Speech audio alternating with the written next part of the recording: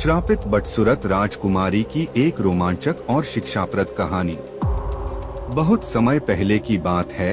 एक दूर राज्य में एक सुंदर और खुशमिजाज राजकुमारी रहती थी जिसका नाम रत्नप्रिया था।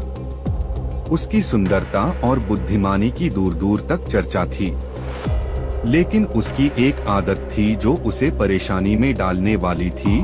उसे अपनी सुंदरता पर बहुत गर्व था। वह हमेशा दूसरों की सुंदरता को तुच्छ समझती और उनका मजाक उड़ाती थी। एक दिन एक बूढ़ी महिला राजमहल में आई और उसने राजकुमारी से पानी मांगा।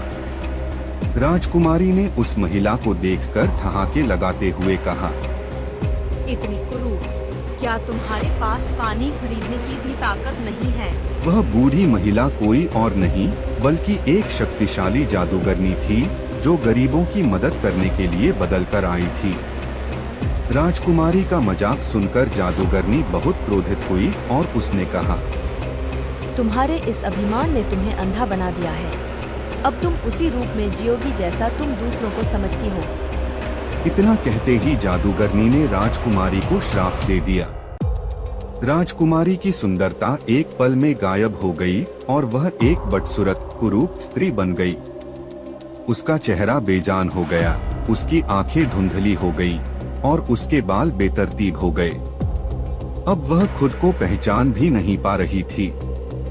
राजकुमारी ने रोते हुए जादूगरनी से माफी मांगी और कहा, मुझे माफ कर दीजिए, मैं अपनी गलती मानती हूँ। मैंने अभिमान में आकर आपकी अवहेलना की। जादूगरनी ने कहा, इस श्राप से छुटकारा पाना आसान नहीं होगा, लेकिन एक तरीका है। जब तक तुम अपने हृदय में दूसरों के लिए सच्चा प्रेम और सम्मान नहीं लाओगी और अपने कार्यों से यह सिद्ध नहीं करोगी, तब तक तुम्हारी सुंदरता वापस नहीं आएगी। राजकुमारी ने ठान लिया कि वह अपने अभिमान को छोड़कर लोगों की मदद करेगी और सच्चे दिल से सबका सम्मान करेगी। अगले दिन से ही उसने राजमहल छोड़ दिया और गांव में रहने लगी।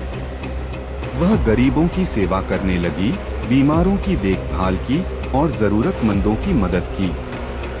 धीरे धीरे उसके व्यवहार में परिवर्तन आने लगा और लोग उसकी दयालुता की प्रशंसा करने लगे। कई महीनों के बाद जब उसने पूरी तरह से अपने अभिमान को त्याग दिया और सभी से प्रेम और करुणा से पेश आने लगी, तो जादूगरनी फिर से उसके सामने प्रकट हुई। उसने कहा, तुमने सच्चे हृदय से अपनी गलती सुधारी है। अब मैं तुम्हें तुम्हारी सुंदरता वापस देती हूँ। राजकुमारी की सुंदरता फिर से लौट आई, लेकिन अब वह न केवल बाहर से सुंदर थी बल्कि अंदर से भी एक दयालु और विनम्र व्यक्ति बन गई थी। शिक्षा: इस कहानी से हमें यह सीख मिलती है कि बाहरी सुंदरता का कोई मूल्य नहीं होता यदि हमारे दिल में अभिमान और दूसरों